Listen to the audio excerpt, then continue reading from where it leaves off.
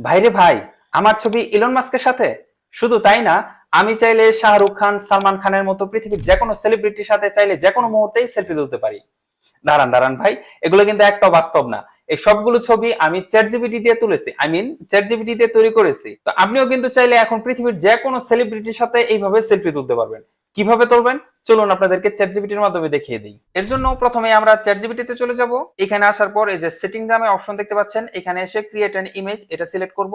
তারপর প্লাস আইকনে ক্লিক করে ফটো সিলেক্ট করব। এখান থেকে গ্যালারি থেকে আমাদের সুন্দর একটি ছবি সিলেক্ট করে অ্যাড বাটনে ক্লিক করব। ছবিটা এখানে চলে এসেছে। এখন আমার দেওয়া এই প্রম্পটটি জাস্ট আপনি এখানে পেস্ট করে দিবেন। এই প্রম্পটের সেলিব্রিটি নেমের জায়গায় আপনি যেই সেলিব্রিটির সাথে সেলফি তুলতে চাচ্ছেন সেই সেলিব্রিটির নামটা জাস্ট এখানে বসিয়ে দিবেন। আমি নাম লিখবো হচ্ছে সালমান খান।